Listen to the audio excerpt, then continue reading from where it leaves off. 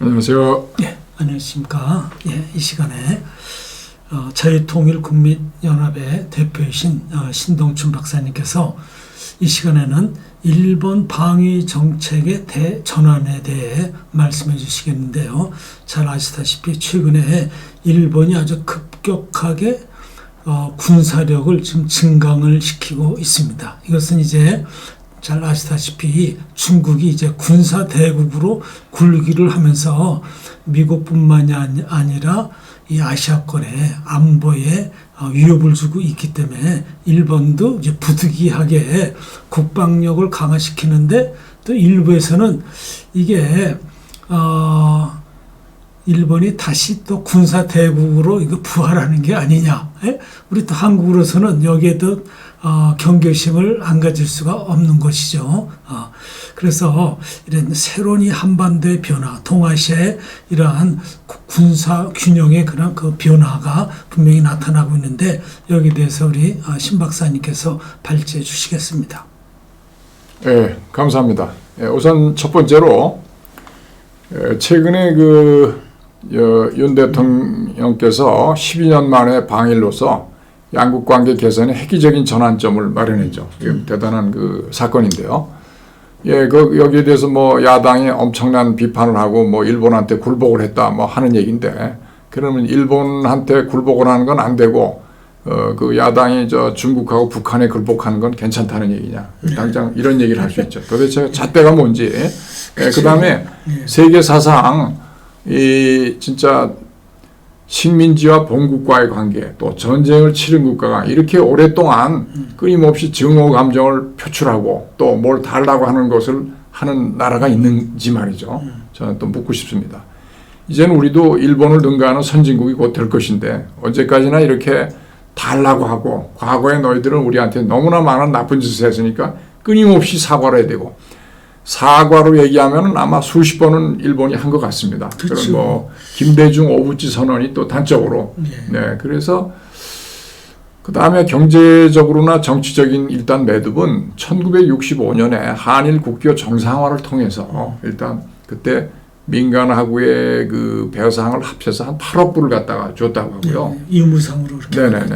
유무상으로. 그 다음에 해방 이후에 미군의 주도위에서 일본의 적산이라고 하는데, 일본이 여기 한반도에 어마어마하게 많은 기업의 재산을 놓고 갔어요. 그렇죠. 가옥하고 공장들을 그대로 놓고 갔죠. 예, 그것은 한일 국교 정상화 때 그 돈에 포함되지 않습니다. 그래서 소위 적산이라는 가지고 우리의 지금 대기업이라고 하는 들이 다 그것을 이용을 해서 상당히 빠른 시일 내에 큰 기업이 될 수가 있었던 것입니다. 그래서 중요한 거는 과거는 우리가 잊어서는 안 되지만 미래를 위해서 영원히 과거에 머물러 있을 것이냐, 서로 적대적이고 증오적인 것을 할 거냐, 그거는 우리 현재뿐만 아니라 미래 세대를 위해서도 바람직하지 않습니다. 그렇죠. 미래지향적으로 한일 관계가 그렇게 나가야 되는 것이죠. 일본이 과거 식민지 시대처럼 우리를 미국이 있는데 공개적으로 우리를 침략할 거냐, 그거는 한번 불문가지죠. 이제는 그렇게 할 수 없는 시대가 아니겠습니까? 그래서 이제 이번에 일본 측은 또 역사 인식에 대해서는 이미 역대 내각에 충분히 입장 표명을 했다. 그래서 그것을 계승하고 앞으로도 이어갈 것이다라는 거. 일본이 이번에는 굉장히 우리가 잘해준다고 해서 흥분된 모습을 이미 좀 절제를 한 것 같아요. 제가 보기에는. 왜냐하면 이 전 정부가 워낙에 일본하고 관계를 최악으로 가져갔기 때문에 그거는 그 사람들이 노리는 거죠. 반일을 해야 이 반일은 중국과 북한의 정책입니다. 기본적으로. 그래서 거기에 동조를 하는 것인데, 우리는 지금 새로운 시대를 열어가야 됩니다. 그 다음에 이제 셔틀 외교, 정상들이 왔다 갔다 하는 셔틀 외교. 그 다음에 지소미아 정상화, 굉장히 중요하죠. 정보를 갖다 공유하는 협정이죠. 그렇죠. 군사 정보를. 북한에 관련된 군사 정보를 같이 공유해서 방위하는데, 사실 이게 한국으로서는 일본보다도 이게 더 절실한 거고 더 중요한 거예요. 방위 자산이라는 게 우리가 일본의 능력에 비해서 상당히 부족하다고 하더라고요. 그렇죠. 현재적으로. 그렇기 때문에 우리가 이제 일본 북한의 도발의 실태를 정확하게 모니터링 할 수 없다면 우리가 어떻게 북한을 막겠습니까? 그러니까 굉장히 중요한 거. 이번에 완전히 정상화돼서 다행이라고 보고. 그다음에 우리가 이제 그 동안에 이렇게 반일을 함으로써 일본이 반도체 부품의 그 중요한 것들을 수출을 이제 규제를 했었죠. 이번에 이제 그거를 해제를 하고 또 우리 측이 또 한 그 일본 뭐죠 해산물 거기에 대한 WTO 제소도 이제 처리를 했어요. 그러니까 잘 된 것이고. 그다음에 요즘에 이제 가장 그 논란이 되는 징용 관련 문제는 2018년에 그 대법원으로부터 배상 확정 판결을 받은 일제 강제징용 피해자들에게는 국내 재단이 대신 판결문을 지급하는 3자 변제를 골자로 한다. 그게 이제 포항제철이 몇 개 기업이 있어요. 그 중에서 뭐 100억씩 200억씩 자발적으로 낸다고 이미 돼 있어가지고. 왜냐하면 그 포항제철이가 일본으로부터 우리가 배상금 받은 것 같고 그 네네네. 공장을 세운 거예요. 그렇죠, 그렇죠. 예, 그렇기 때문에 그런 기업이 배상하는데 일부분을 갖다가 출자한다는 건 그건 또 자연스러운 거고 명분이 있는 거죠. 그래서 이제 한일 관계를 연구하는 많은 학자들이 최근에 징용이라는 것도 물론 강제적으로 대력하는 거지만 그 당시에 한국 사람들이 또 그 징용 가서 일을 하면서 임금을 받고 그렇게 생활을 할 목적으로 그렇게 계약을 한 것이 대부분이다. 이렇게 지금 나오고 있습니다. 그러니까 뭐 일본이 전쟁이라고 해서 위안부 이 근로자들을 그냥 완전히 군대를 동원해서 뭐 그냥 열차나 이런 데서 강제적으로 태워서 갔느냐. 그거는 아닙니다. 그 당시 자원한 사람들이 갔다고 하더라고요. 그런 그 역사적 그 사실에 비춰서 모든 문제를 판단하는 것이 옳겠다. 그렇게 생각합니다.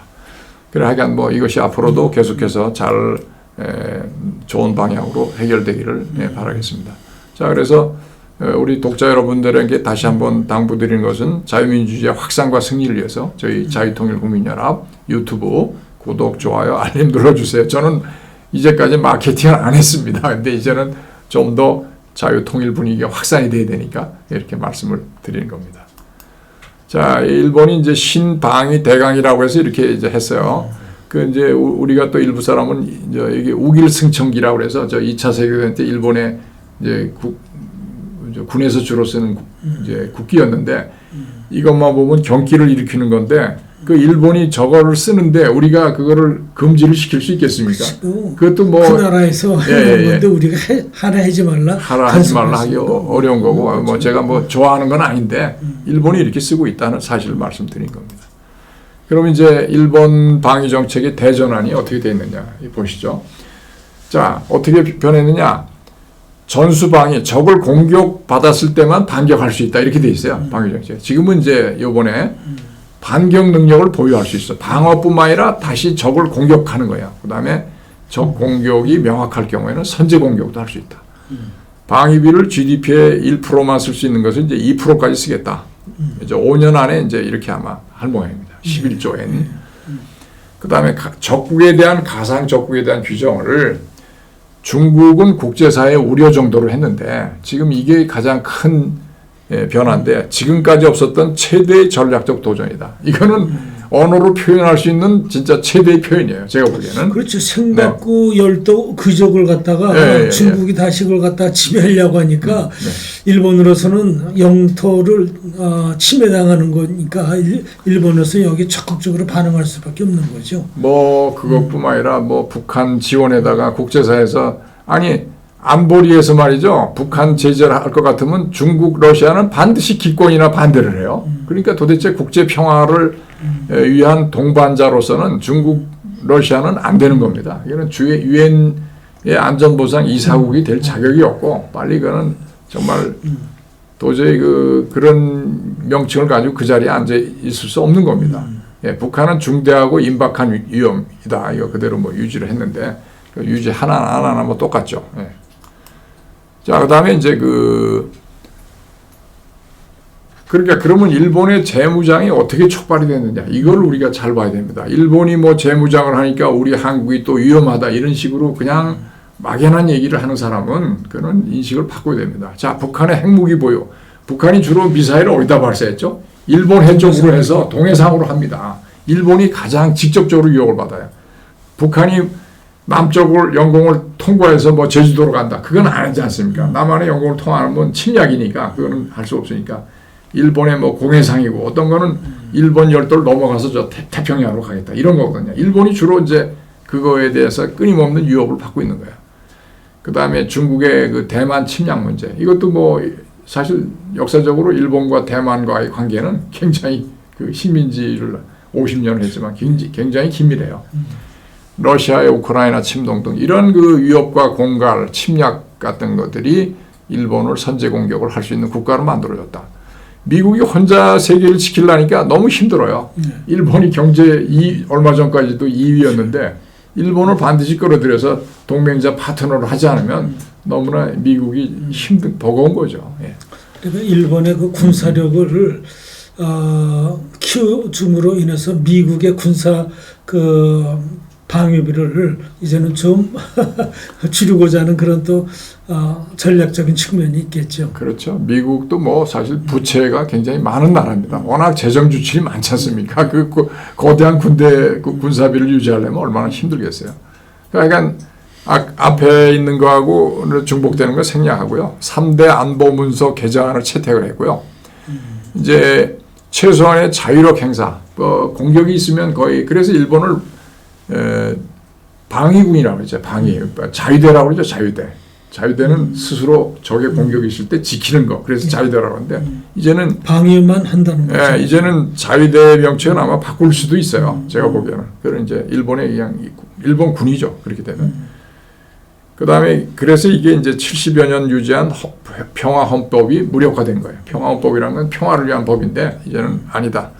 그러니까 전쟁에 참여할 수도 있다는 이제 그 가능성을 그 법제화해서 그것을 열어놓겠다는 이게 중국, 북한, 러시아의 위협만 아니라 지금은 이제 뭐 유럽에서 전쟁이 난다. 그러면 일본이나 나토가 필요해서 일본한테 이 병력 파견 요청을 한다. 이렇게 되면 갈 수 있는 겁니다. 갈 수 있다고. 그래서 이제 3대 안보 문서 개정은 이 3대 문서가 국가안전보장 전략, 국가방위전략, 방위령 정비 개혁입니다. 이 세 가지인데 이것이 이제 중장기 일본 안보와 애교 방위 전략을 결정하는 핵심 문서인데 이것이 이제 평화헌법 이래 이어져 온 이런 그 3대 문서가 이제 개정됨으로써 일본 방위 정책이 근본적으로 변화를 하게 됐다. 네. 그래서 이 요번에 3대 안보 문서 개정으로 해서 모든 것이 이제 일본이 가능해졌다. 이제 일본 안보 정책 주요 변화가 여기 요약되어 있습니다. 예. 그러니까 적 기지 공격 능력을 보유할 수 있도록 명기가 됐다. 중요하고 그다음에 12식 지대함 유도탄 개량, 토마호크 미사일, 극초음속 유도탄 등 도입을 해서 공격용 첨단 무기 도입이 가능해졌다. 그 다음에 중국에 대한 인식 변화. 중국은 이제 가장 지금까지 없었던 최대 전략적 도전으로 규정했다. 아까 얘기했죠. 방위비를 이제 2027년까지 1%에서 2%, 11조 엔인가 뭐. 왜냐하면 그 중국이요 매년 군사비 지출을 어마어마한 비율로 계속 증강을 하더라고요. 그러니까 여기에 대해서 일본이 긴장 안 할 수가 없는 거고 일본으로서는 또 그렇죠. 여기에 대해 군사적으로 대비를 해야 되니까 일본은 또 군사적으로 그렇게 증강할 수밖에 없는 거죠. 그리고 그러니까, 미국이 이것을 또 승인을 해주고. 그러니까 중국 같은 독재주의, 공산주의 국가들은 말이죠. 국민 생활에 뭐 거의 돈을 안 쓰고 군사력 증강하는데 돈을 펑펑 쓸 수가 있어요. 그러니까 당장은 크게 위협이 되는 거예요. 일본 같은 나라는 또 그래도 자유민주주의 국가니까 그렇게 뭐 국가의 뭐 모든 예산을 다 거기다 쓸 수 없잖아요. 그러니까 어쨌든 전체적으로 이제 늘리는 거죠. 한국도 이 방위 개념이 단순히 대북과의 관계에서만 방위가 아니라 중국을 포함한 그 방위 개념을 새롭게 하는 것 같더라고요. 그래서 미사일 개발하는 것도 보면 맞습니다. 그 사정거리가 1,500km까지 나가고 그런 거 보면은 이게 중국의 군사력이 지금 재작년 5월 21일 날 그 미사일 지침이 다 개정이 돼 가지고 탄두 중량 사거리가 전부 해제됐어요. 네. 제한이. 그래서 미국이 우리가 허락을 해줬군요. 우리가 이제 자위를 할 수가 있고 자위 수단을 중국의 그 본토 내륙까지 이제 유사시에는 이제 발사를 할 수 있죠. 그래서 지금 이제 새로 나온 문제가 서해의 방위 문제예요. 서해.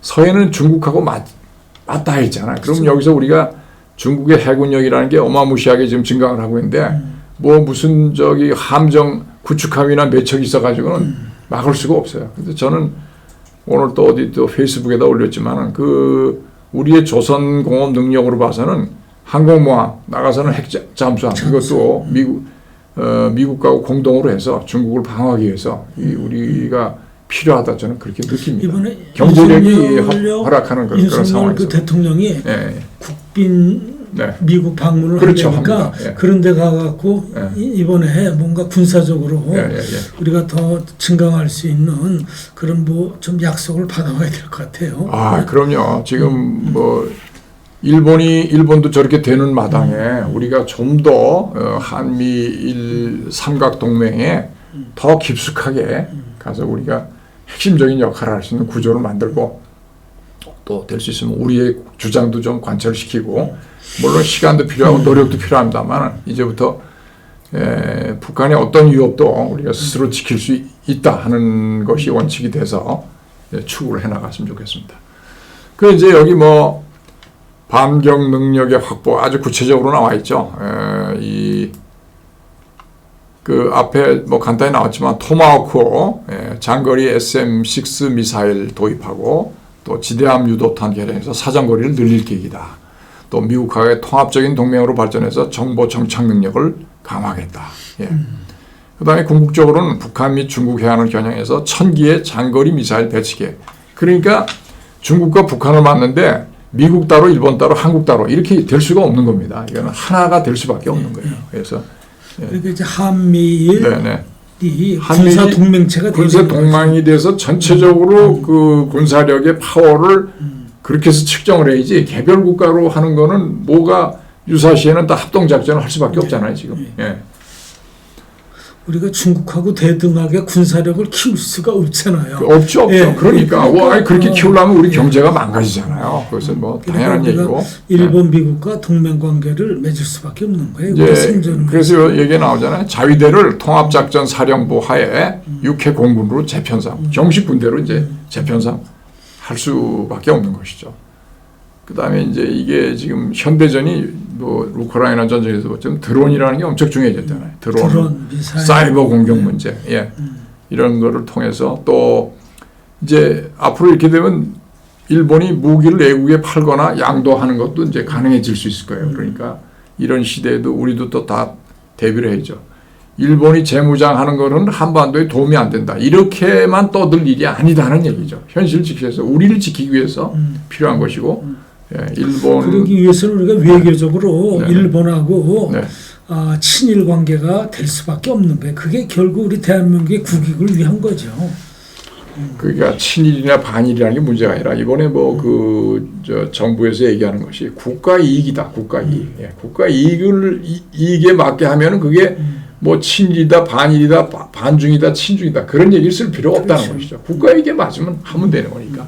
그래서 근데 이제 일본의 그 이러한 그 이제 방위력 증강 근본적으로 이제 바꾸는 거에 대해서 우리나라 외교부는 조금 조심스러운 입장을 보였죠. 왜 그러냐면 뭐 옛날 그 침략 문제가 있으니까 우리나라는 조금 외교적으로는 뭐 그런 제스처가 필요하다고 봅니다만은 근본적으로는 잘 한미일 동맹의 틀 속에서 잘 해 나가야 되겠다 하는 얘기를 하고 여기 문장 보면은 2차 세계대전의 역사적인 그 기억 때문에 일본의 군사력이 그렇게 너무 증강되는 거에 우려를 특히 한국이 그랬다 하는 게 이제 예신에 나오는 걸 제가 인용을 한 겁니다. 그래서 우리가 슬기롭게 이 모든 문제를 잘 협의를 해나가고 우리가 한미일 군사 동맹 관계를 가질 때에 일본의 그 군사력을 어느 정도 그 밸런스를 갖다가 유지해주고 견제해줄 수 있는 역할을 미국이 할 수 있는 거죠.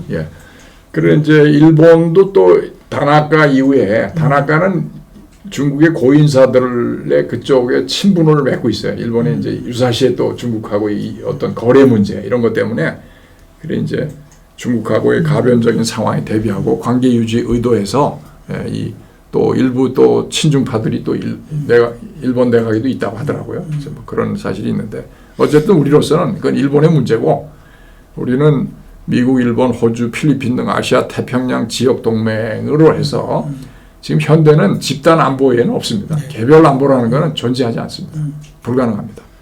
또 아시아 지역 국가와 또 나토 국가의 협력 강화도 기대한다. 전 세계적인 이제 얼라이언스가 되는 겁니다.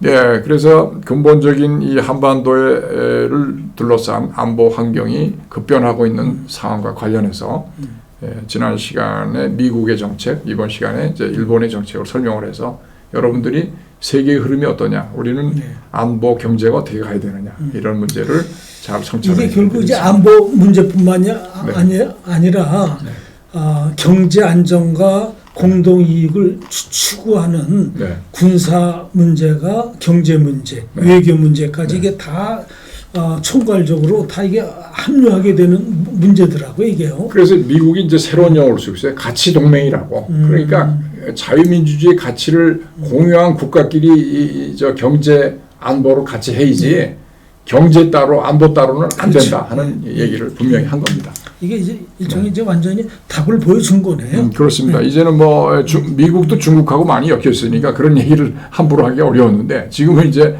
완전히 반중으로 돌아서서 그걸 명백하게 욕을 하고 있다고 봅니다. 반도체는 여러 가지 문제가 지금 중국하고 해결될 문제가 아직도 많이 나옵니다. 그러니까 이제 반도체 동맹이란 것도 다 이게 다 뭐 군사 경제 이게 다 연관성 있는 거고 중국을 견제하기 위한 새로운 또 국제 전략이기도 한 거네요.